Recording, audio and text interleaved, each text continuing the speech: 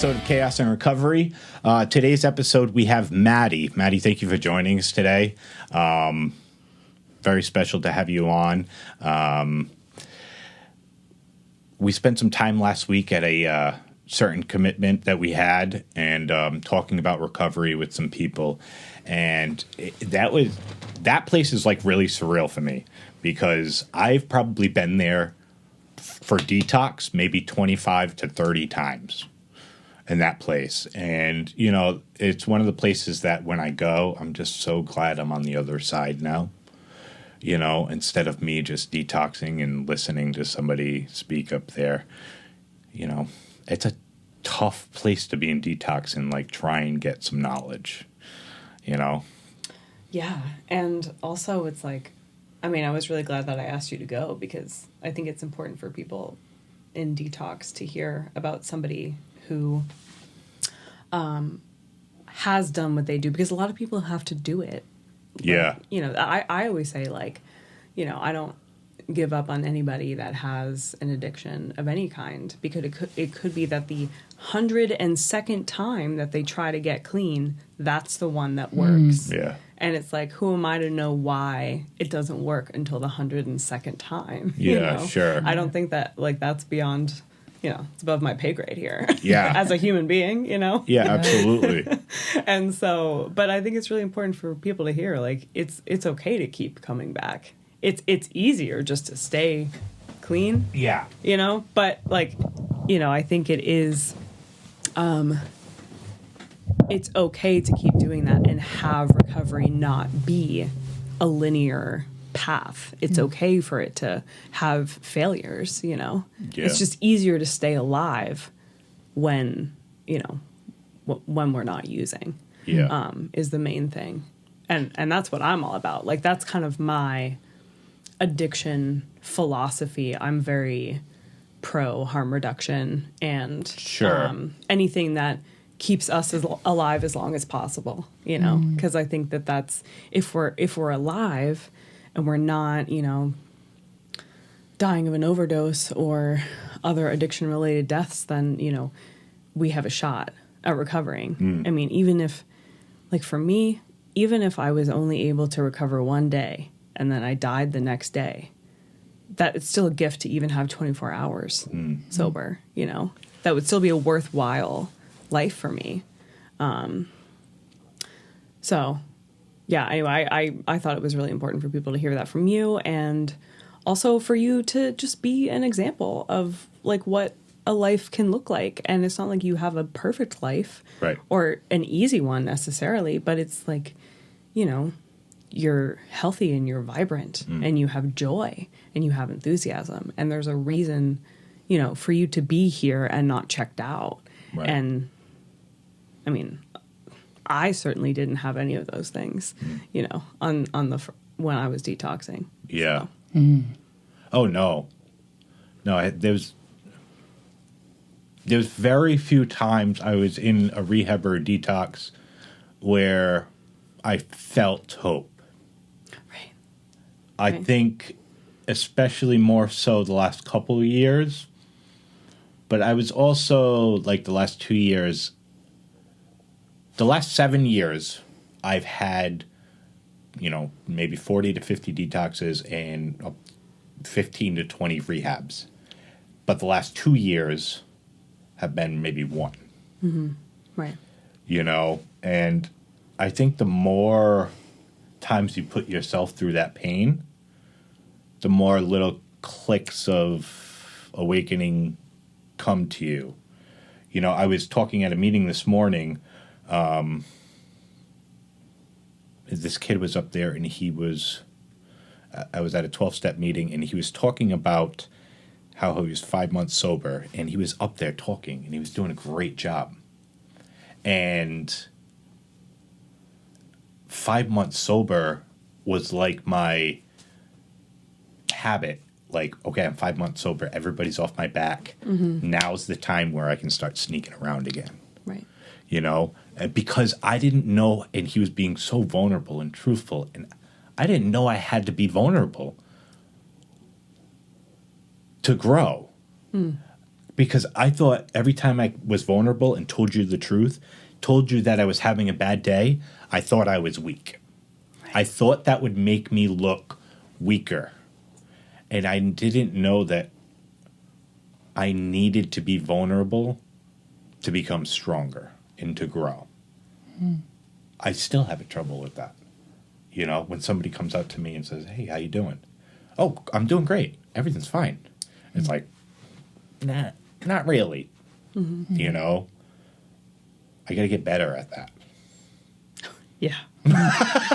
So funny. I think that's across the board for humankind. Yeah. I think, yeah, absolutely. I think vulnerability is just not something we're, naturally taught in the systems we have. Or, you know what I mean? It's not something that, our protective mechanisms are the natural instinct most of the time. Yeah. So however those are developed usually are what your survival modes of thinking or acting are, So most people, I don't feel like, have that innate response to, hardship or conflict in their life to say, "Oh, I know what's going to rip this open, feel extremely painful, but in turn heal me on the other side." And that's vulnerability, Yeah.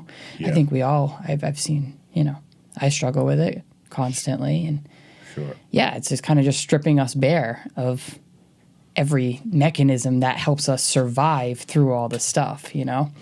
That vulnerability has to come with awareness, and that awareness first is definitely one of the hardest things I think we have as humans, Oh my gosh. Oh my gosh. It's like, I'm sure it does exist, and I believe it's a lot through, teaching and nurturing too in childhood. And then we're talking about the generational Yep. circle here, and I don't think, I think that it's just not mainstream collectiveness. Like, it's not mainstream. Oh, that's interesting. Thinking. Do you think it's awareness more than avoidance, though? What do you mean by that? You mentioned the awareness that where you stand and how you feel. I think conscious awareness is difficult because, from my experience, and again, I don't know anything or everything, but I think that conscious awareness has to be backed by some sort of teaching, right? So I can't be aware of a problem if I never knew it was a problem. Sure. Yeah. So, but, and I guess that would be from more of like a mental health aspect, that like, if you don't know that it's acceptable or healthy to heal, learn, and grow, then you don't even have the conscious awareness that you might need to, right? And like the thought of like self-help, most of my life I thought it was, you have a problem, something bad happens to you, you get you get therapy because you have to talk about it. But like, how long it took me in my life to even understand what therapy is. I literally saw it so cut and dry. Like I never even had the awareness to even understand why we need to heal as humans. Yeah. And I don't think many of us have that awareness that it's all connected, physical, mental, emotional. It's all one working organism, right? So it's like everything affects everything. So you can be the healthiest person eating the healthiest stuff in the gym and be physically fit as fuck. You could be completely spiritual. You know what I mean? There's all these different modes of being your certain healthy, but unless they're all aligned together and working together, then you're never going to be your optimal human, right? Mm-hmm. So you can be so fit, and then if you're not addressing or consciously aware that anything could possibly be maybe not working to its highest potential in your mental, then you're always going to block that. That's always going to be stored in your body, and you're always going to cause physical or emotional sickness in yourself. Sure. So I think there's just a lack of knowledge as humans, as children, I guess I would say, because this is a lot of stuff we're all unlearning after the fact we fuck it up. heavily Yeah. or feel the pain from all the shit heavily to then understand, or it's put in our face now everywhere. You know, it's like, oh, maybe I do need self-care, you know, not a massage and a this, but like maybe I need to care for myself because I'm not really operating to my highest potential. I don't feel good 100% of the time. I'm being made aware that I hurt somebody or they're hurting me. Why am I feeling this? Why? It's kind of just like the question of why. And I think when you unpack the question of why, you're able to look at the awareness of yourself and say, huh. And the only way that you can do that first is having any type of awareness from whatever source, inner or outer. And then from there, you start to understand that if I don't get vulnerable with this shit, I'm lying to myself to make up the excuses or to make up the reasons for the pain. You know, you have to strip it all bare to say, it's like the surrender, you know, you talk about so often in the program. I mean, if you don't surrender and give it up to a higher power, are you really being vulnerable? Or are you still protecting yourself? And I think of, you know, as a kid, you know, was I rewarded for being vulnerable? And which I think also for me, vulnerability has to do a lot with authenticity. Yes. Am I being authentic? Yes. Am I being rewarded for being authentic as a child? No. Yes, I was that's not. the word. You know, I was punished, I felt, right, for being authentic because, you know, in whatever, you know, the groups that I felt like fitting in was survival. Mm-hmm. And I couldn't fit in by being authentic because I felt that, you know, people didn't accept me for who I was. And so I had to alter who I was. And in order to express a personality that wasn't authentic, I had to build a wall around the real self. And, you know, I think there's people who have addictions who will use and drink at that. But I also think people who don't have an addiction are going to develop other coping mechanisms to try and handle that immense pain. Yeah. The pain of that. And I think also it is different for different social groups, identity groups, right?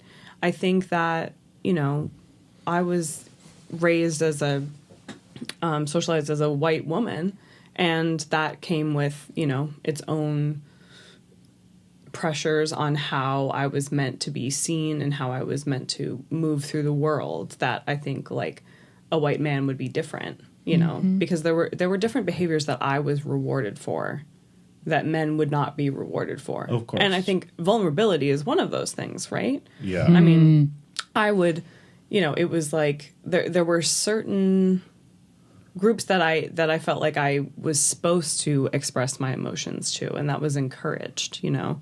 And as a result, I mean, it's crazy that any of us can heal at all.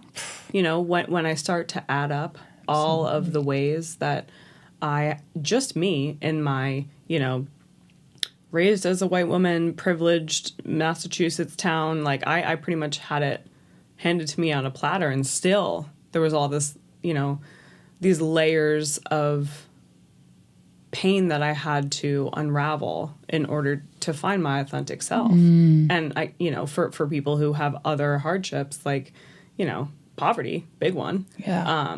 That they have to, you know, that there's all other ways that we have to do this. And what's great is that there is a way to heal. Yeah. It's possible. And, you know, there are multiple ways to heal. There are many. And there's a lot of people working towards that. I think when you talk about sort of the collective mindset and in thinking about this sort of momentum toward healing, I think as a society we've gotten better at it. I feel like people are talking about it more.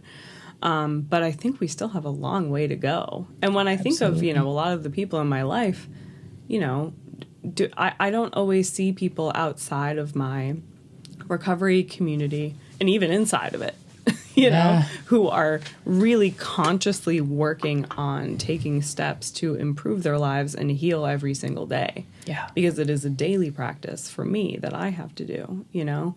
And I don't know, it's not necessarily something that's rewarded for me personally, you know, but the rewards that I get from that are not financial or material or, you know, it's all that my interior life becomes better. The place that I have to live in, which is inside my own head, becomes a better place to live, you know, when I do that stuff. And also, you know, I'm able to, once the internal life gets better, then the external life also gets better. Again, not necessarily talking about money, job, friends, whatever. It's just my perception, you know, which is life. Yeah, which is life. It's so powerful. Yeah, it's so powerful because it's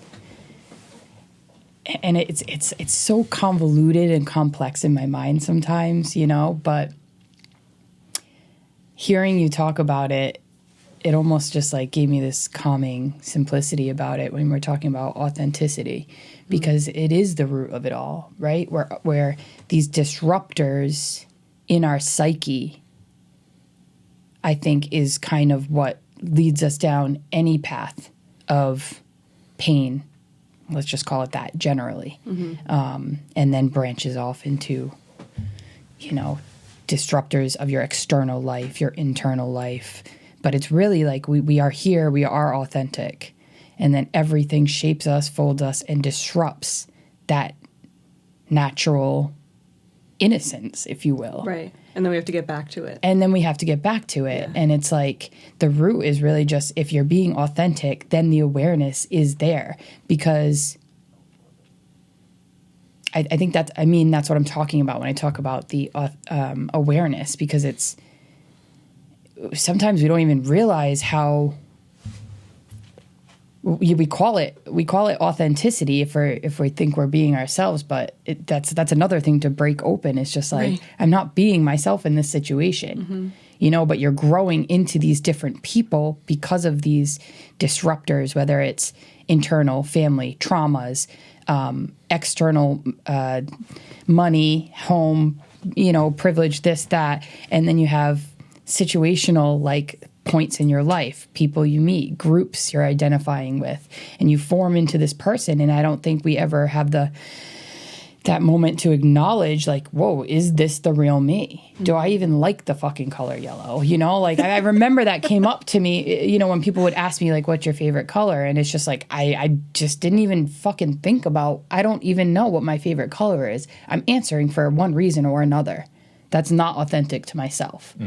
And it's like something as simple as that, or something really deep with trying to like fit in to feel protected and safe in your body is, yeah, I'm going off on a tangent, but no, it was beautifully explained. Well, I think when you talk about the search for authenticity, like, I don't think we ever knew that we had to be ourselves. Right. Like, in our primitive years and high school years and even 20s, we were always searching for outward validation. I think that we're, as a society, built on that construct of more is better, prettier is greater, money is king. Yep. And so the search for all that outside validation disguises what we are and who we want to be. You know, because I want the certain girl, and I want the certain car, and I want the friends that I want, and all of these things. And all of that brought me to so much confusion in my life that the only time I could be myself was when I was drunk. That was the only time I could let my hair down and be like, let's fucking do it. I don't have to worry about not speaking to you because you're pretty, and I don't know if I can speak to you at the bar, and I don't know if I can act the way I want to in front of certain friends. All of this stuff. And then booze came along, and it was like, this is amazing. This is everything that I was searching for when I was a kid. Yeah. I'm not in fear all the time of the world. Yep. And it's so funny that you say that, because, you know, talking about these, you know, sort of standards that we set ourselves to, the money, the, you know, the pretty partner, the everything, like, I feel like the striving toward that really, I think it diminishes our humanity. Yeah, sure. You know? And for me, it was like, when I first had alcohol, I was able to be authentic, just like you said, for what felt like the first time. But I felt like I could be a real human. Yeah. You know, like I could be fully, you know, inhabiting my humanity for the first time because I was allowed to be myself without worry. And it's like, you know, oh my God, there's this external substance that's giving me my humanity back. And then alcohol took my humanity away from me further, you know, like Powerful. It's very powerful. Yeah. it's deceptive, right? In that way. Or I deceived myself into thinking that, you know, that alcohol could fill such a cosmic hole in me. Right. And at the same time, how else am I going to reach that vulnerable, let my hair down, authentic self without this substance? Right. You know? Yeah. And then it just became destructive. Well, we never knew there was a way. That's the thing, you know? That's why people shy away from the work, because it doesn't feel as easy, of course. Well, I just never thought I was good enough. Yeah. Like, before the drugs and alcohol, that was my main problem. I never felt I was good enough. I never felt I was, you know, I wasn't smart enough. I wasn't pretty enough. I wasn't cool enough. I wasn't any of these things. And so I was trying to be those things. And without drugs and alcohol, I didn't know how to be those things. Yep. And so I found the identity of, all right, I'm a party guy. Yeah. And it's like, you're like, I'll fit in that. I'll fucking own that. And forever I would tell myself, I don't have a drinking problem. I have a partying problem. Yeah, it's hilarious. If I just don't party, Good time much, problem. right? Hello? Fuck is wrong with the rest of you? But that's your ability. Yeah, absolutely. And I think that translated to across the board humanity. It's like, you know, drugs and alcohol is the thing, you know, where the lack of awareness or the issue at hand is, it's so many things for every person. I feel like I could guarantee that, I don't know what the percentage is, but like a good solid percentage of humanity has that thing. Whatever it is, whether it's a character defect, whether it's you know, I'm a manipulator. I'm depressed. I am overly talkative. I am overly giving. I am codependent. I am, you know, I mean, whatever it is, it's, you know, whether it's a tangible action of a thing or a more like hidden in depth, you know, subconscious thing. Sure. Subconscious mechanism. I mean, it's there for everybody. So and you know, one of my hot takes, if I can get into it, is, you know, obviously I'm a little biased because I, you know, myself have an addiction, but I, you know, coming into that and owning that, and you know, finding a group of people who, you know, is focused on recovering from that addiction has kind of allowed me to see the world in a different way. It seems to me that, you know, when I get advertisements on my newsfeed on Instagram, it's like, you don't just need one pair of these magic pants that will make your butt look like it's never looked before, right? You need 5, and you need them in 5 colors. Sure. And, you know. And you will buy the wrong size. Yeah. And like, no one will love you unless you have these pants. And also, you definitely need 5 of them. And then, you know, you can even think about getting 10, right? And what that reminds me of is when I have one drink, I can't stop there. I need to have enough until I black out, you know? Yeah. And it seems to me that a lot of the marketing strategy for a lot of companies is to kind of feed into this addictive nature that I think all of humanity has an addictive nature. And capitalism has just made it worse. Yeah. So, like, to me, I'm like, okay, maybe your addiction isn't alcoholism, but it's, you know, There's something to look at here. I think that all of us are under the sickness of addiction. That the whole society is sick with addiction because capitalism wants us to buy and buy and buy and more and more and more and more. That's what the society is structured on. Yeah. And how can we escape this sickness? Yeah. The only way to do it is, you know, to hypervigilance, to find some other people who have found a way to heal internally, you know, and for me, what I'm trying to work on right now is, again, how can I don't live in this state, right? I live in my head. How can I make this a nice place to live? Sure. You know, Yeah. like I need to get the lawnmower. Yep. And, you know, the metaphorical lawnmower, Sure. and like, you know, trim my head, you know, I got to Absolutely. get the vacuum cleaner and keep it clean in there. You know, I have to Yeah. do the maintenance that makes it so I'm not so miserable in here that I need to go out and get 5 pairs of butt lifting pants, you know, or like, you know, a bottle of gin, Yeah. or, you know, a romantic partner that I can completely obsess over and put my whole life into, or a entire box of brownies. Absolutely. You know? It's like if I can seek how to make this interior life fulfilling enough that I don't have to seek external stimulation for it. Whoa, man. I couldn't agree more. I haven't gotten there yet. No, I think it's a But I'm- lifelong journey. Yeah, it for sure is. But it's like I need to be around people Absolutely. who are also doing that kind of work. Sure. Because Right. that is also how I progress, is in community Yeah. with people who have figured this thing out. That, you know, that there's a sickness that we can be cured from instead of just I'm just going to wait to die from it. Yeah. You know. Yeah, the big balance bird. Yeah. You know, and it's not like you reach the pinnacle. Okay, I'm fixed. Balance, done. Balance in all sides, sorts, in every aspect of my life. You know, once you've had balance in something, there is going to be that next thing that you need to balance out. Yeah. Oh, yeah. Always for the rest of your fucking life.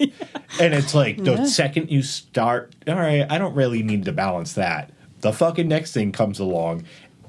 Absolutely. I don't need to balance that. And you got 2 things I'm balancing. And it just goes quick. If Yeah. you're not hyper vigilant and have some sort of plan Yes. to fucking constantly be aware of these things. You know, because I guess that's why I asked you awareness versus avoidance. I guess it's the same thing. You know, awareness Well- is the opposite of avoidance. But you can also be aware and avoid, Yeah. you know, Oh, exactly. and I can be very good at avoiding by excusing what I'm avoiding. It's not that bad. Yep. I can also get outward validation if I go into a therapist and put on this big scheme and just be yeah. like, and have them co-sign my bullshit. Oh, and yeah. Be like, look, my therapist said it's all right. Yeah. It's not Yeah. that bad. Yeah. I can smoke 2 packs of cigarettes in a day. Yeah. Well, I think we're taught to like that there's this like standard of surviving, right? And it's like this when we're talking about the inside world versus the outside world. Yeah. I'm loving this conversation because Yeah. you just seem like I'm really just resonating with like, you know, just that struggle of like this lawnmower constantly cleaning up. And I find myself playing the cycle and the circle often, Yeah. getting to the place that I think like, oh my gosh, I can even recognize, I can see growth, I can feel it. And then, you know, tested. All of a sudden you realize you're back at, how do I feel so shitty again? Yeah. And it's just like, it is a consistency. It is a maintenance, and everyday maintenance. It's a choice, right? Because it's not the easy work. The easy is the avoidance. Sure. Of course, tenfold, it's killing you inside, and you whether you can be aware of it or not. You know, avoidance to anything is just it's burying. It's causing more harm than good. Yeah, I just completely lost my train of thought. No, but it's like 1000%. No, Yeah. not one thought in my But head. the avoidance thing too. It's like it doesn't happen have to happen today where I feel bad about it. This shit can pop up yeah. a week, 2 weeks, a month later, 6 months later. Yeah. And the thing that I avoided and didn't balance out is fucking biting me in the ass. It's actually crazy. It's actually crazy you're saying this because I've been thinking a lot about this from the sense of like, it's like when you open it up, you can't unknow it. You can't unlearn it, right? Sure. That the fuckery in that is so fucking painful because you're like, fuck.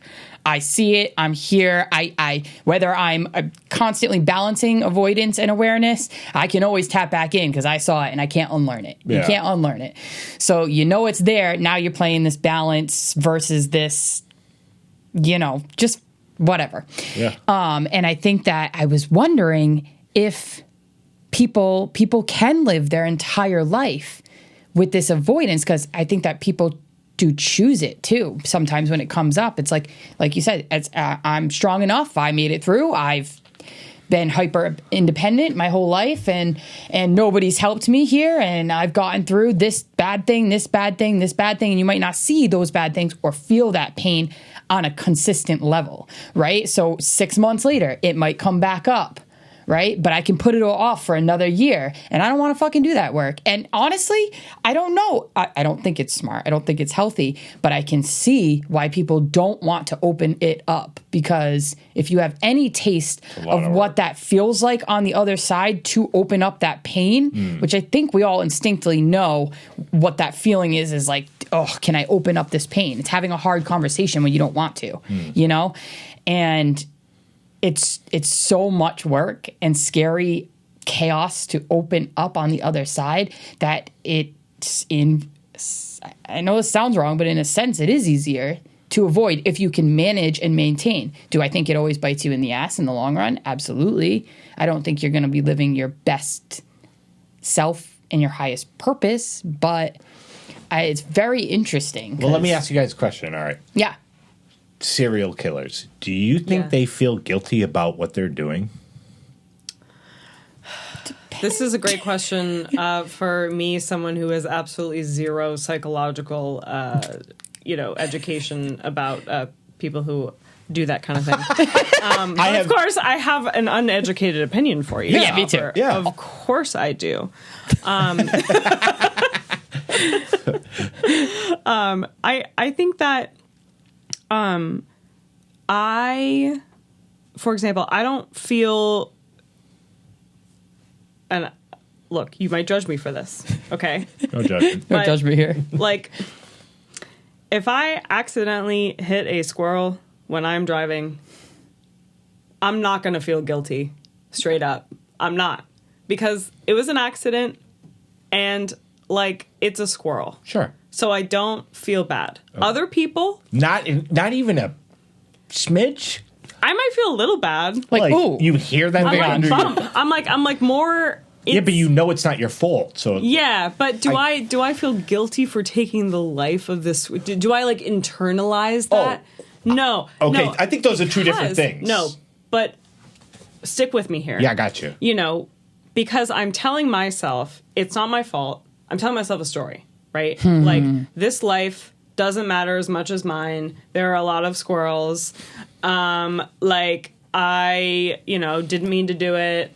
And better the squirrel die than me trying to swerve out of the way and whatever. And so I think that in order to be an effective serial killer, you also have to come up with a story that justifies the action. Right. And if it's a good enough story, and if I believe it, I can justify any action that I take. Right.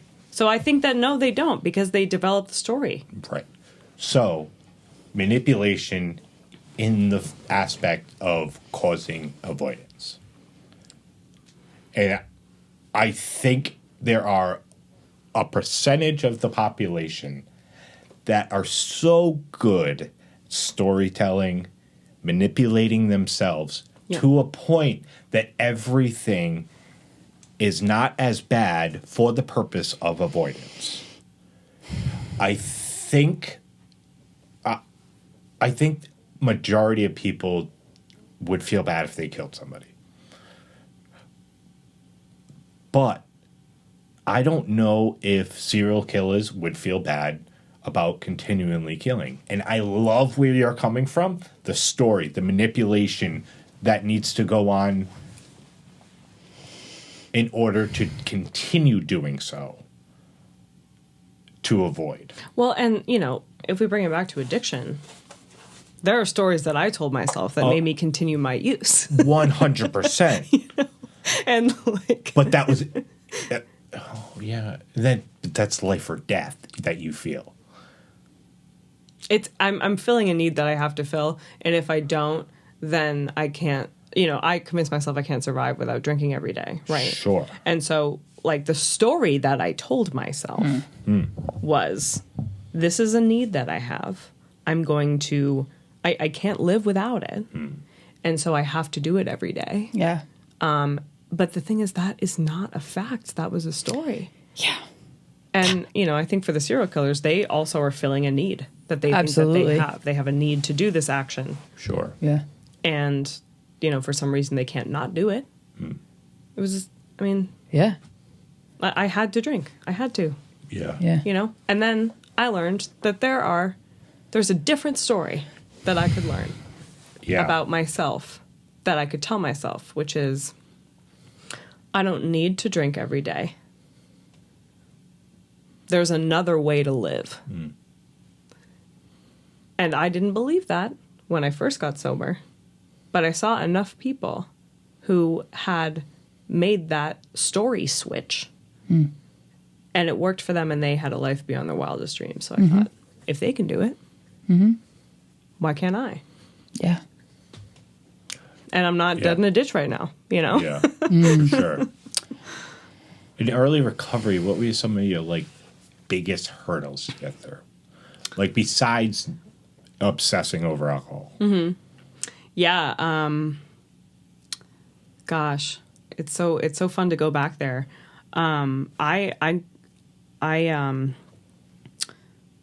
I got sober during the pandemic, so it was 2021. So I was pretty isolated, just sort of in my studio apartment. So the number one thing was loneliness and isolation. Yeah. I had this. I was living in Seattle at the time, and there was this daddy longleg spider that was living in the corner of my apartment. Now, I just told you that I wouldn't feel guilty about killing a squirrel. So these are just the stories we tell ourselves. I told myself, amazing. I'm not going to, this spider is now my friend. No doubt. I named him. We spoke every day. What was his name? Or her name? I think it was Chad. Solid. Okay. And so me and Chad would talk, and that,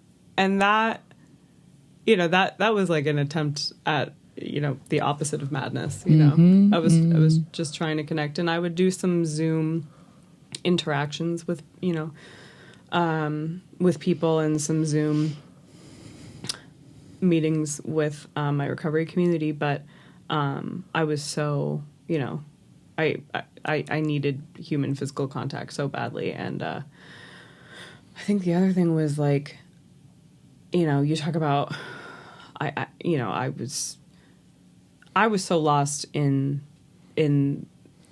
alcohol that I didn't know who I was anymore. And, if you asked me my favorite color, I couldn't tell you either. And it was kind of in that isolation, trying to figure out who I was, and not having some other person to use as my sort of model for what I should make my personality into. Because that's always what I did. I just let me pick up those, personality attributes that you have. Because I think if I mirrored them to you, then you would like me more. Yes. And I didn't have anyone around except for this spider. It was pretty quiet, wouldn't really talk back. So thus I started crawling on the walls. But, so it was really trying to figure out who I was. It was just, this sort of ongoing existential crisis. Who am I? Who am I? Who am I? Every day, journaling, nonsense, trying to figure it out. Just feeling completely unanchored for an extended period of time. Yeah. And I think it's just very destabilizing. And then I just had to focus on, okay, food in mouth, shelter, doing job for money that I need for rent, shower, like I had to start from the sort of bottom of human needs and then kind of uncover my true self and personality after that, And then it was also like, what do I do with all my time? Because I spent so much time drinking. I was like, what do I do? I also couldn't sleep for a while, so I had a lot of insomnia. I think the time thing is a big killer for people. Yeah. This idle time, especially during getting sober during the God. pandemic, intense. Yeah. Yeah, that boredom. Yeah. I hear it inside the halls all the time. I didn't know what to do with my day. I was bored. I was obsessing over alcohol. Didn't take the necessary steps. Liquor store down by the corner. It's my best option. Oh, yeah. Oh, my God, yeah. Absolutely. And, so I, instead of doing that, because I had some people I was calling and I was telling them that I wanted to do that. And they're like, okay, well, why don't you go get yourself a treat? And I was like, okay. So then I ate donuts every single day. Every single day. I got to eat like 3 to 4 donuts. People talk about, you get sober, you'll lose weight. Not me. Not me. Oh, yeah. Sugar's I packed them on. I packed them on. I said, I'll eat. Oh, yeah. And I did. And also, I had a lot of, once things started opening back up after everyone got the first vaccines, people started going out to dinner all the time, with my recovery community. And it was like, chicken tenders and burgers all the time because you got to go to the place, that are affordable, not the health food restaurants. Right. Yeah, we're going to IHOP. Yeah. Yeah. So it was, but I'm like so grateful that I got to even, at the time I was like, okay, maybe I'm not, I'm not eating in the way that I want to. I don't feel necessarily healthy nutritionally, but it's like, I get to be alive today. Yeah. There is such thing as a lesser of two evils. Yeah. Yeah. And, it's mellowed out since then for sure. But just all those things were really tricky. And I just relied 100% on the other people, on my support system and the support system that I was developing. Yeah. If I thought that I had to go through it alone and I was so desperate that I had to be vulnerable. And that vulnerability saved my life because it allowed me to open up to people and ask for help and say, I'm not doing well. Do you have a suggestion for how I can get through the next hour? And if I still had that desire to push everything down, I might not be here today. It's just occurring to me now that it really is a life-saving action for us to share, for us to do the thing that we're doing right now. That just feels like whatever. Like we're here, we get to be here, we get to chat, but it's like this is saving my life right now. Of course, yeah. Which is so cool. Really cool. that we get to do this work together. Yeah. Yeah. Have you ever heard of Move to Heal? Yes. I haven't been, but I've heard about it. Yeah. Yeah. What an amazing all recovery meeting. You have people in there who suffer from depression, anxiety, addicts, alcoholics. Some people are just living their lives. It's like 60, 70 people all the time. And, it's for somebody that I talk to addicts and alcoholics all day, every day. Mm-hmm. And it's like so refreshing to me that people outside of 12-step programs are also getting together for that bondage of other personalities, of friendship, of companionship, of support. And it's like, we need it. We need it so bad. It's so imperative. Every single person needs it. And, I think of, I'm so grateful that I have, a recovery community that I get to tap into, whenever I want. But there's a lot of people that don't have that. And, I think of, how would I survive Instagram without, it's like, No, because seriously. I feel like the social media is such a sort of like, a hellscape in a lot of ways. Sure. And it's both unifying and isolating at the same time. It's uplifting and damaging. It's joyful and it's tragic, and it's good and it's evil, and it's everything all at the same time. And we have access to it 100% every day. And,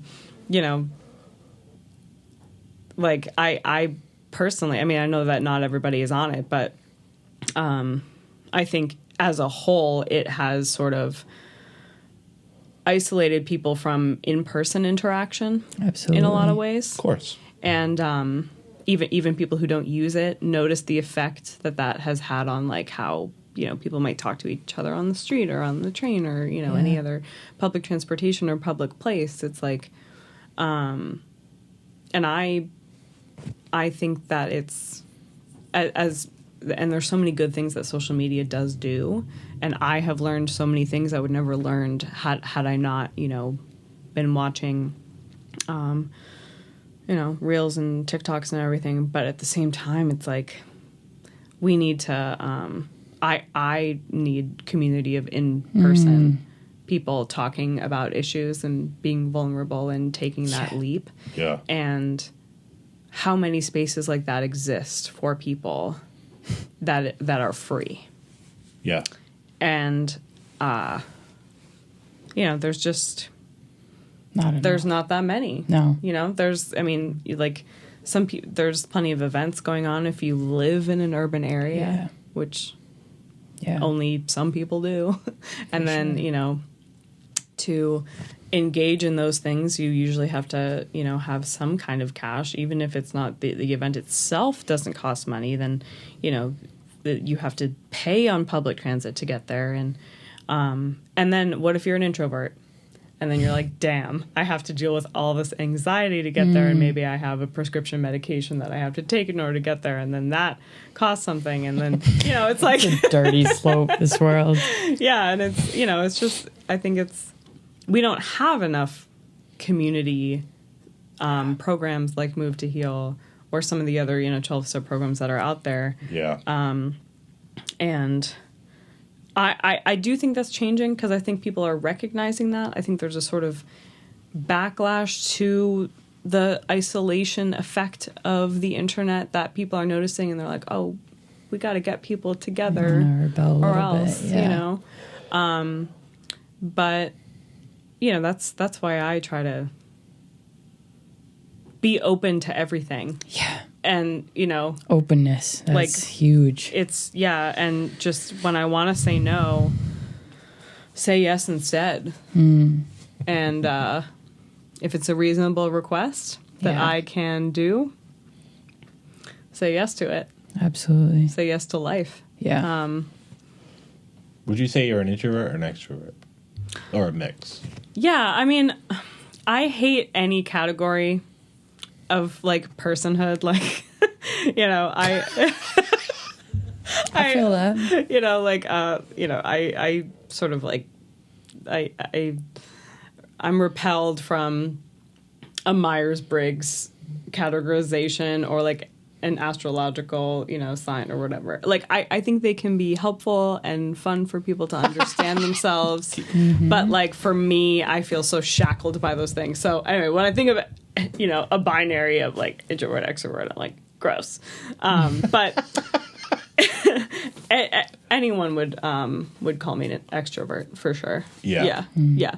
But, I think also like, I don't know the exact definition of those terms, but I do get a lot out of social interactions with people. Like I derive energy from that. And it's, I need to talk. I'm also like a verbal processor, so I can't think things through. Yeah. I need to talk them through.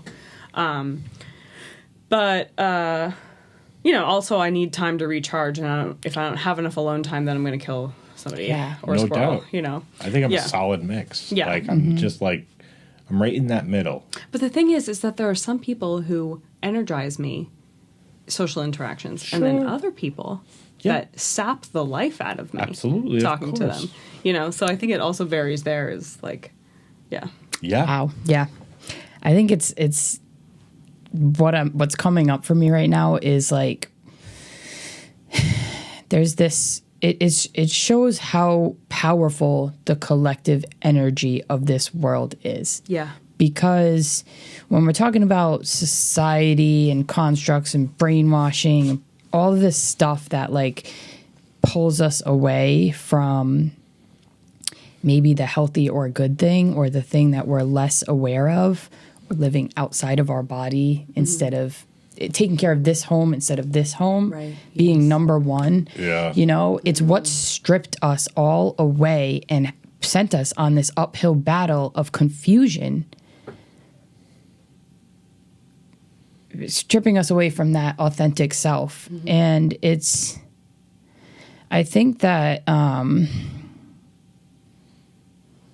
wow, I'm really not doing good today. Sorry, I keep losing my train of thought. There's just so much going on in my head right now. I'm like really invested in this because I feel so powerfully about it, because it's just wild to think like we're all striving to get back to this place that is kind of just these solid core values. It's almost like it's so simple, it's so difficult, right? And it's like, you know, hurt people, and healed people heal people. So this community that we're striving for is like collectively, all I can think of is just like support. And we're talking about like we needed help, we needed to get vulnerable, we needed to know it's okay that I'm not alone in this healing, or it's just like support is what the world, the universe seems to so easily collectively shift the energy away from. Yeah. And if, but I also think, you know, you talking about like this, like community force, like that's the key. Like that is the whole thing. For me, that is a lot of my spiritual leanings are in that vein, right? Because I also have a spiritual life, but when I think of what that means, right, I think of the universe. I don't have like a religious affiliation, right? Same, yeah. But it's sort of this force existent in the earth and the universe at large. And it seems to me, for me, I think it's love. And I think this whole thing of me trying to heal from addiction and also engage in a community and just be a human in the world, all of it comes back to that question of love. Am I being loving in this moment? Am I giving love to others? You know, am I... Because, and that comes out in a lot of different ways, right? Like, that comes out as forgiveness and empathy and kindness and humility. And, you know, there's so many ways that love, I think, can exist for me in my behaviors. But I think, you know, when I think of, like, the force that is connecting the fibers of this whole amazing thing that we get to be part of, I mean, I think it has to be love. It's love. Because and then the lack of is just the resistance to it and the defense of it. It's well, and you know, hate isn't necessarily the opposite of love either. No, right? I like don't believe. when I hate somebody, it usually comes as a result of I used to love them. Of course, you know. Yeah, and it's like, and it's that to me is also a different. You know, it can be a translation of love existing. I agree. And I think of so many parents who love their children so much and express it so wrong, you know? And thus suffocating, thus... Right. Or, you know, abuse and like all... You know, and then so many people, you know, come misplacement out of it. And, but it's like... But I have to appreciate that love is still there, you know? I think it exists no matter what. I think it exists for You know, even for the serial killers. Absolutely. I think they love stuff. I think the gosh. spider in my apartment loves stuff, or the squirrel that I killed on the side of the road. It's like, you know, I think that it's everywhere all the time, and that, you know, the challenge is letting it come through and not blocking it. Sure. Yes. And I wish that it were easier. But I also think that the challenge seems to be a part of the life contract. Absolutely. You know, Absolutely. like I have to be able to figure out how to clear the wreckage in order to let the love come through. And I'm excited that I get to be part of that project today. And I get to sign up for it and willingly participate rather than drown it. Absolutely. I think one of the most you. amazing quotes I've ever heard was, "You're not here to be healed, understood, or loved. You're here to heal, understand and love." Oh, God. And Yes. the more we contribute to the other side of loving and understanding and caring and healing other people, the more that is given back tenfold in so many different ways. Oh, my God, yeah. But I think it is so much easier for people to play the victim and crave attention and crave to be loved the way they need to be loved. And that was me. Oh, of course that was 100%. Still. Working through it. Still fall into that trap. 100%. Yeah. I'm not. No, I know.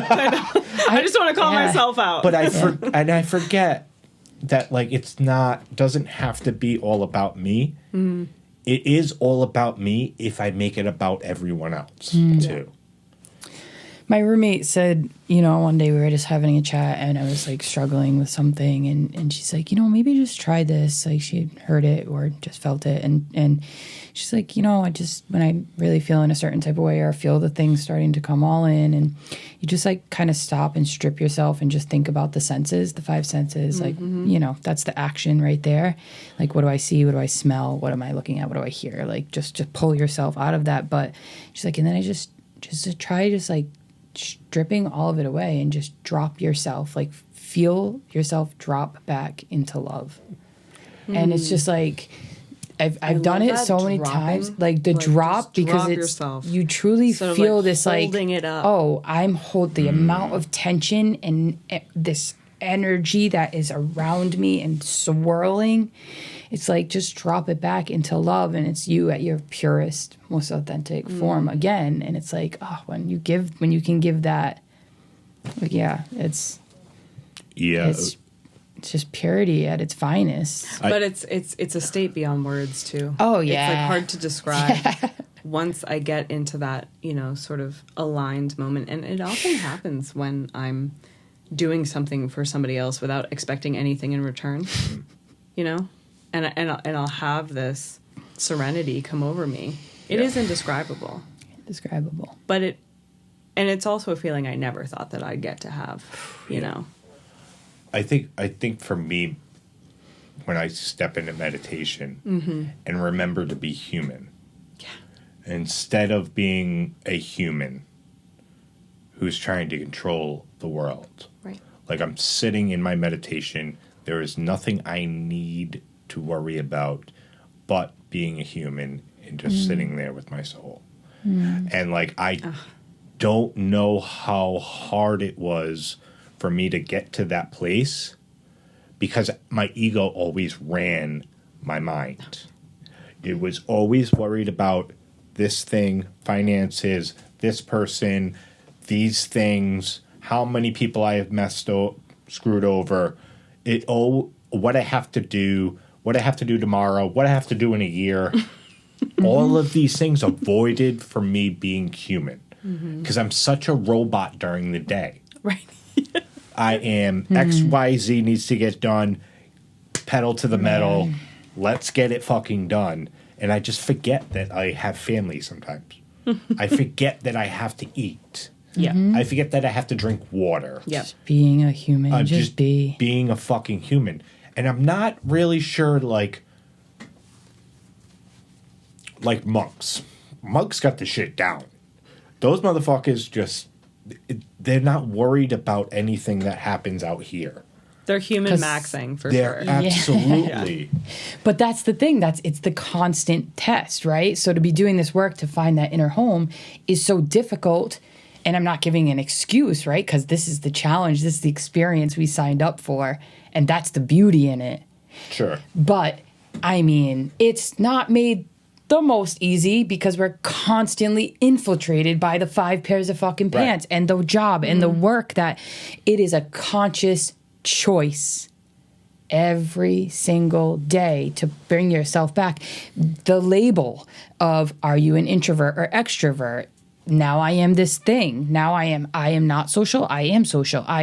This is everything all day in the society that I grew up in, that I feel from this, you know? Yeah. And it's lacking humanity. I mean, everywhere we turn, it's negative, infiltrating information, you know? So the information that this information, whereas this conversation, you have to put yourself in that community to be in that conversation, to be in the space where you can receive and give love, because we're not taught to be so open when we're not receiving it, and we're not taught to give it when we're constantly in defense for not receiving it. It's like this, and it's like, you know, the other thing is I had to learn how to listen.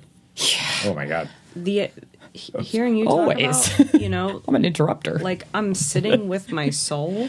Yeah. I wouldn't have been able to hear that. You know? What would you have said? What would be the judgment right God, off the bat? I would have been not listening to a damn thing either of you were saying. I'd be calculating my response the whole time. 100. And then I would be upset when you guys had to start speaking again.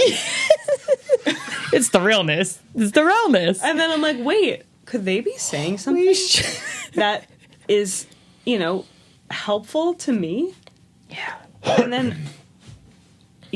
then, you know, obviously, you guys talk about this all the time. You have so many great things to say, so much wisdom on this topic.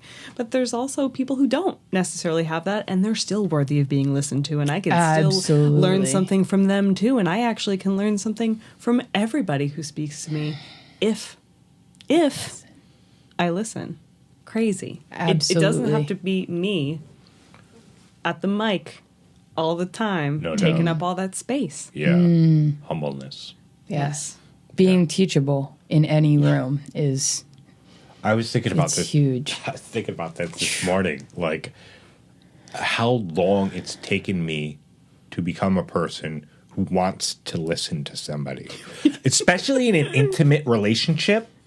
Painful. Holy painful. fuck, like, all I was thinking about the entire time while you were just talking for 5 minutes was the first sentence that I thought was bullshit, and now I have to be defensive, and I have a 20-minute speech about how you fucked up that first sentence and didn't hear the fucking 4 minutes and 50 seconds afterwards. Right, and you're not going to give him an intermission. No. Nope, you're seated. Yes. You stay sitting there. Oh, yeah.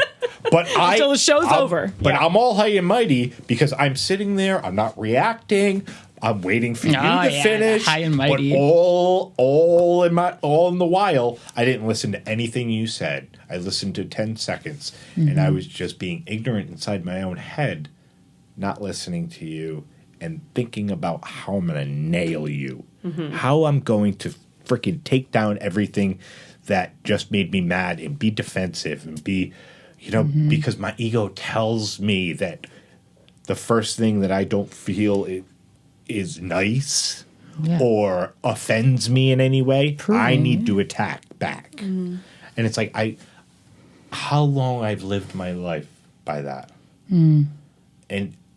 But I was never humble. No. I didn't know what the fuck humbleness was. Real humbleness. You know, It's hard. I thought I was humble for a good amount of years. But like, once again, that's my ego just telling me, you know what's right for you. Yeah, and keeping you sick. It keep you sick. Yeah. Yeah, but I want to touch on back on one thing. The connection that you have with either, when I said it, meditation was my thing, but like, I was thinking about this, I don't know if it was yesterday or the day before, how lucky Muslims have it, where they literally, whatever they're doing, and I don't know how many times a day they do it, but they get on their knees and they pray. And it's like multiple times a day. And like, they get that time out of their day to connect themselves with a higher power, but to connect themselves with themselves. And I was thinking, why don't I like do that religiously?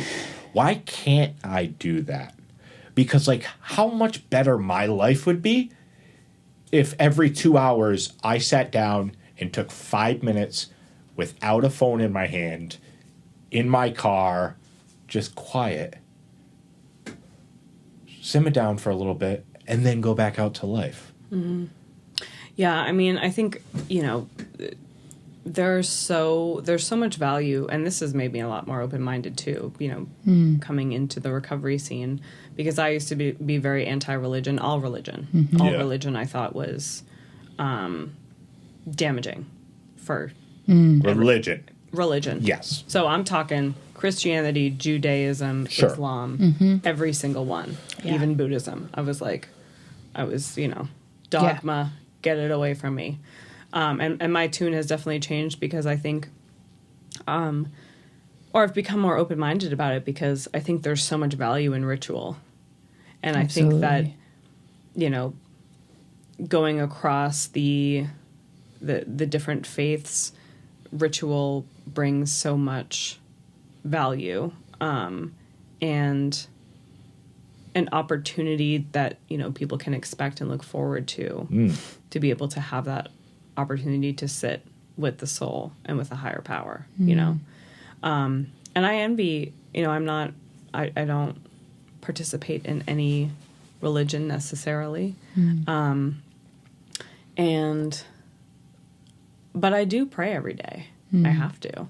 I mean, I think I've made it into a ritual where I don't always get on my knees and pray, but I do pray, throughout the day, in the car, when I have, there's some issue that I am experiencing or I'm feeling really great, I'll have a lot of, and, the sort of higher power that I pray to is very, I think it's different for everybody, but for me it's, I think about the stars, I think about the clouds, I think about the trees, I think about the mushrooms and the relationships between them, and I think about the bugs and like just the sort of life force connecting everything, and that is all around me and in you, and that I experience just being alive. So it's kind of this, I mean, whatever. So that's what I'm praying to, is the everythingness, I suppose. And it doesn't even, like, and I don't even know what that looks like or how to name that, or, like, and it sort of changes conceptually for me all the time. But the action itself of saying thank you for the gifts, thank you for giving me another day sober, thank you for allowing me to be alive today and be of service to somebody today. Sure. Thank you for the health of, it's just like, it's mainly gratitude. Absolutely. Yeah. And that connects me so thoroughly to that place. But it's not a ritual that comes out of a system, right? Yeah. Where a lot of religious people, that these are systems that have been built over generations and generations, millennia,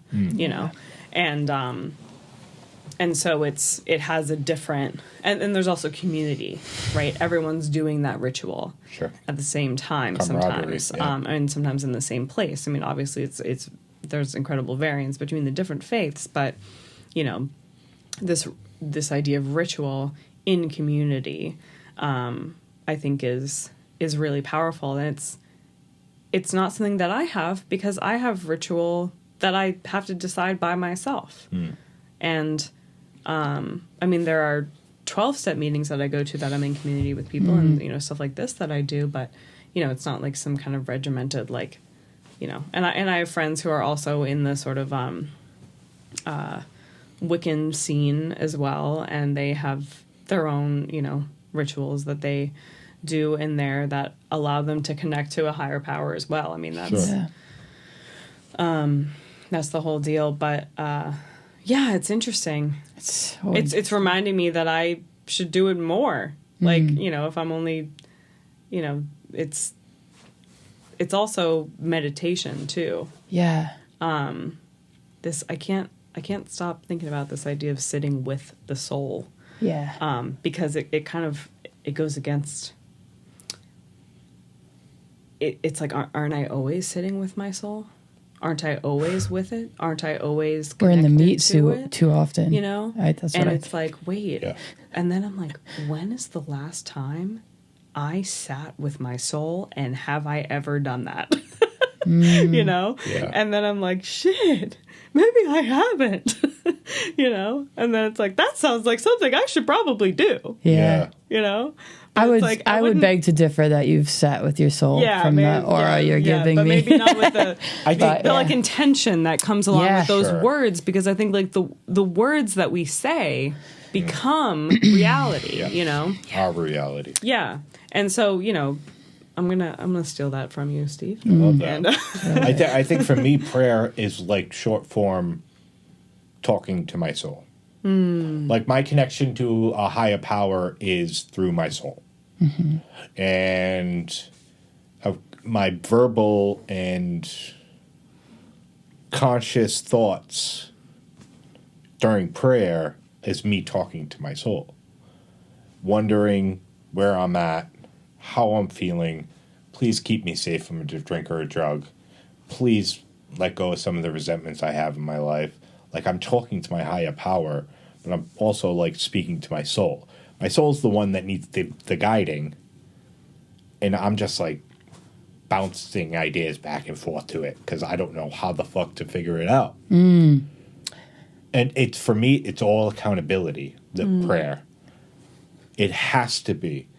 If I am not consciously admitting that I need help to keep me away from a drink and a drug, I am just, once again, defending my thoughts from myself.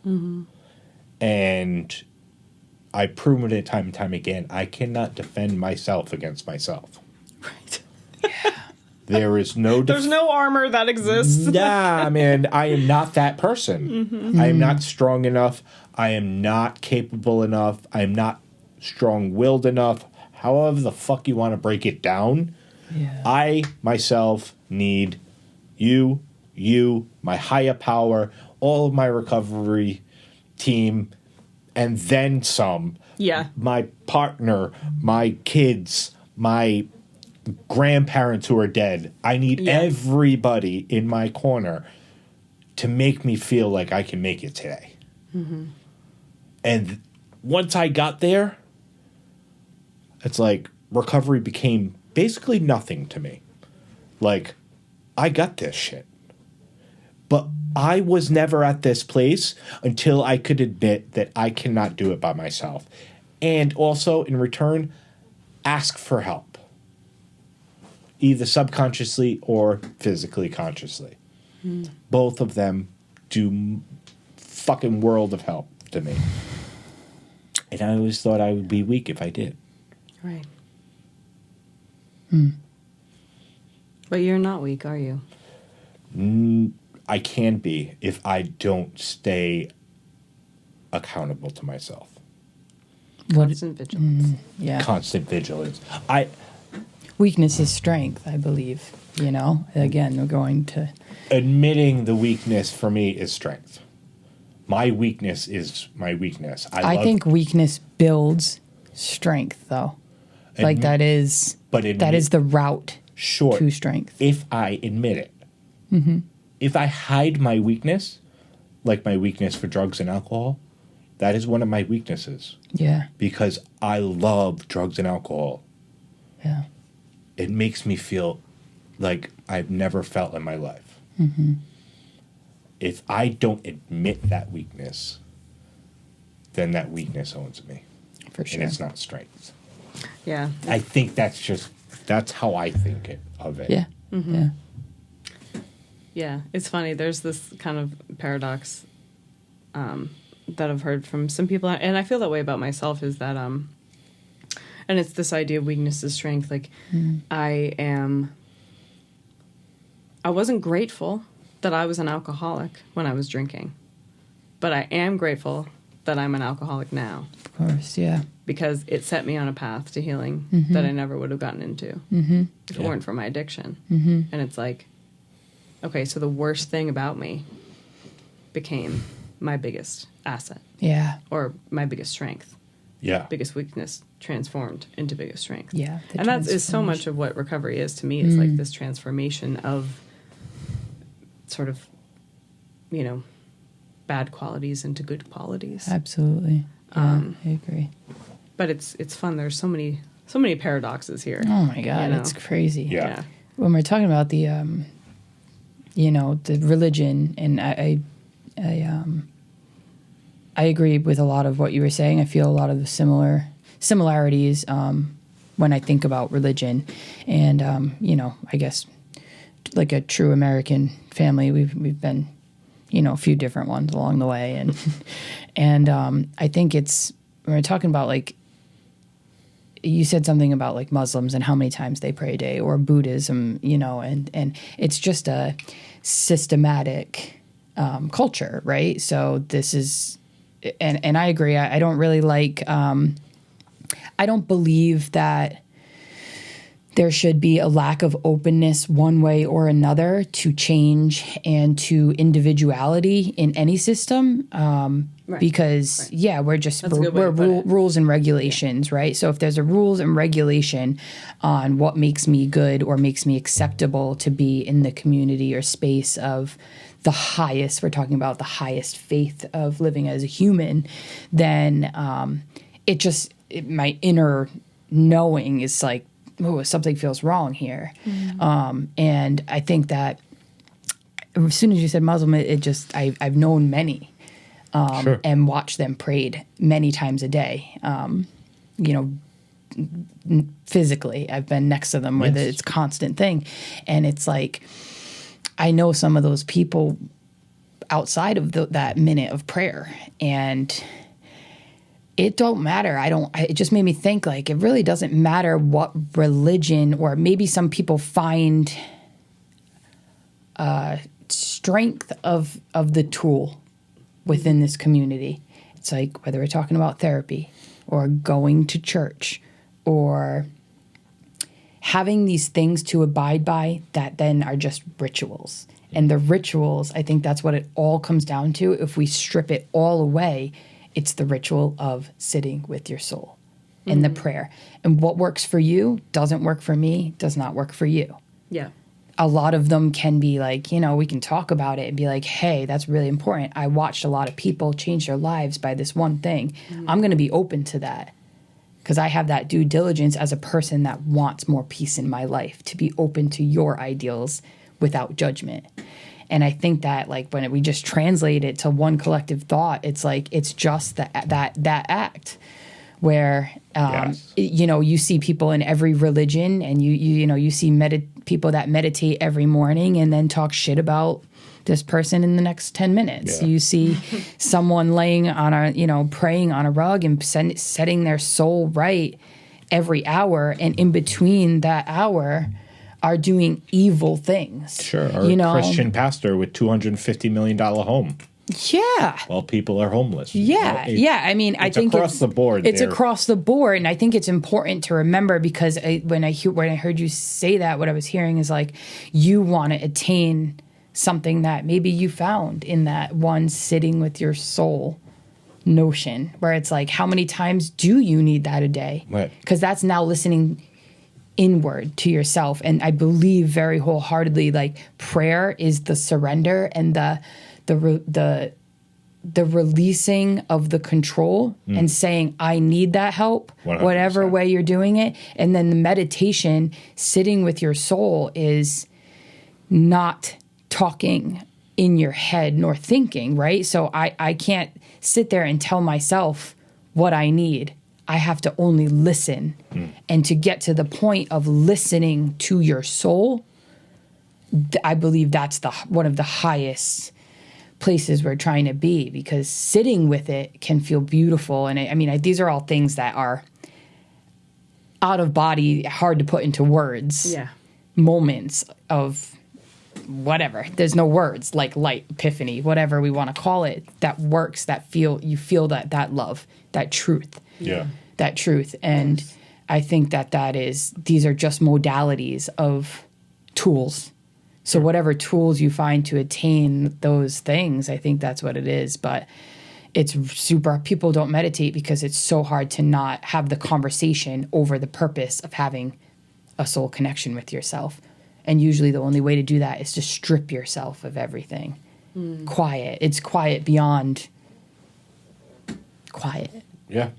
It's being at the point where you can't think anymore. Life gets in the way. All the time, all day, every day. This is the problem. How do we go away from it? No, it's building new habits. Yeah. It's being disciplined. Yeah.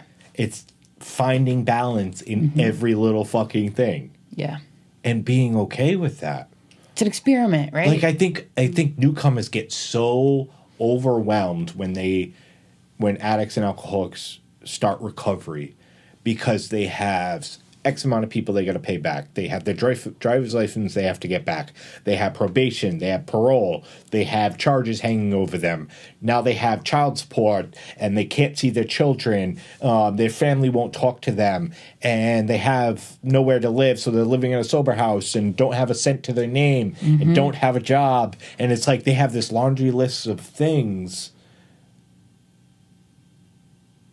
and it all just seems like too much. It seems like I was in this cycle for fucking years of this is too much. I'm never going to dig myself out of it. Drugs sound like a better option right now. And like the balance thing, now that I'm healthy, it's like, who am I not to figure this shit out? Who am I not to let it go by? And I think I don't have an excuse for not sitting with myself once a day. And that's sad. I let life get in the way because I think it's more important, or I'm just not disciplined enough. I haven't made it a disciplinary action that is beneficial for me. And because I kind of always do write off meditations as like, meditation, 11 step, like whatever, I'm praying every day. It's good enough. But like when I meditate, I fucking feel amazing. Oh yeah. You're at the next level. It's like, shit. Oh, every fucking worry that I had doesn't even exist. It's not even, the narratives. What are narratives? How many hours did you watch Reels yesterday? Oh, No hours? Very minimal. I'm not a big real person. More than 5 minutes? I'm a big psychotic thinking person. So, You're like, I got my own. yeah, and my algorithm's not good right now. My algorithm is like at the point of like, so I'll just get it out in the open, but like I'm doing a lot of daily consistent work. And I found out most recently that I am a severe codependent human being. You don't say. So I'm kind of going through the roller coaster of emotions with this new classification discovery that is pretty fucking on point. So, but anyways, Congratulations. thank you. Yeah, it's amazing. It's great. So, when I really didn't even know what that meant or whatever, but, yeah. My algorithm right now on Instagram is way too much, way too many platforms of information about theories and classifications and how to help you. And if this person said this to you, they don't give a fuck. And if this person said this, that's the true test of how this person feels and blah, blah, blah. So I'm getting in this when I scroll, I'm just like, oh my God, but this conflicting idea. It's like, does this person care about me? Does this person, you know what I mean? So it's like a psychotic trap. So I'm like on the mental health side of my Instagram that is making me mentally ill, so I'm like, I gotta like do it. And thank you for saying that. Thank you for saying that. Because the mental health side of Instagram can turn anyone insane. Sure. And then the fly ass jeans will pop up and I buy them. So I'm like, this is fucking toxic as fuck at 2 a.m. and I need 3 hours of sleep. Body positivity reel, and then you're like, oh my God. Jeans. Like, okay. Yeah. This is what I look like in this pose versus this pose. And it's like, yeah, that is real. Yeah. That's right. You're just a person like, too. And then you're maybe like, my ass will be but like, transformed. yeah, like I obviously want the jeans. Yeah. What the fuck? So I guess what I was getting at is 5 minutes a day to meditate. That's all it takes. And we don't think it's worthy sometimes. I know I don't. Yeah, it's a constant Just cycle, sitting man. down. It's just, no big deal. It's just my soul. It's just my soul. Yeah, right. What's more? Right. I mean, Is there anything more valuable than See, that? now that we had this conversation, though, like, I am the person today yeah. who, once I had been awakened to it and fucking talked it out with people, like, I'll try my hardest to make it a disciplinary habit, because I've never been disciplined in my life, and it feels good. Mm-hmm. Oh, yeah. Like, Feels really I have good. a few dollars in my pocket. Like, I don't have any worries. Like, nobody's chasing me down for money. I don't have drug dealers calling my phone. Your body isn't about to shut down. My body's not gray and about to shut down. Yeah. And, like, so meditating, like, sounds like a good idea. Yeah, I think it's a great idea because also, too, when we get in that circle trap of, like, how can I help myself? What's the tool I need? What's the I think it's the best one to go to because that's how I feel every day. Like, I have so many obligations to make myself better and to be in this and to do the right thing and blah, blah, blah. And that's just, like, can become that toxic spiral. Yeah. And it's just, like, what's the simplest form of not having to figure it the fuck out? Just stop and just be. Like, we really don't allow ourselves to just be without thought and judgment. Sure. It's like, wow, it's just so relieving. Well, Maddie, thank you for coming today. Like, this has been one of the more in-depth episodes that we've had, especially with me and my sister. Like, I think we have people come on and we talk constantly the whole time about just addiction and alcoholism and stuff, and we'd never really like dive into like the deeper issues in recovery. It's more about, okay, how did you fuck up your life? Yeah. And so and I think definitely for me and my sister, like, it's more I know it's more enjoyable for her to talk about the recovery aspect of things because she's right in the middle of it. I mean, all three of us are. And we can all constantly relate to different perceptions of what recovery is. Because all of our paths are different, significantly different. All of our backgrounds are significantly different. Even me and my sisters, even though we were raised together, I'm a man, she's a woman. And so we had different perceptions on everything. And it's the listening thing. Like, I didn't know how to listen to people. And, like, this podcast helps me so much understand you when you speak about something. And so, like, I'm so grateful that, like, we get the time to have people on and to learn more about them and to, like, dive into these conversations that I probably wouldn't have had with anybody outside of this room right now. Or as in depth. So thank you for coming on. It was amazing. Yeah. Thank you guys so much. I mean, I'm so serious when I'm saying that what we're doing in here, in this room, this conversation, this is saving my life. Yes. Saving my life. Yeah. So thank you. Same.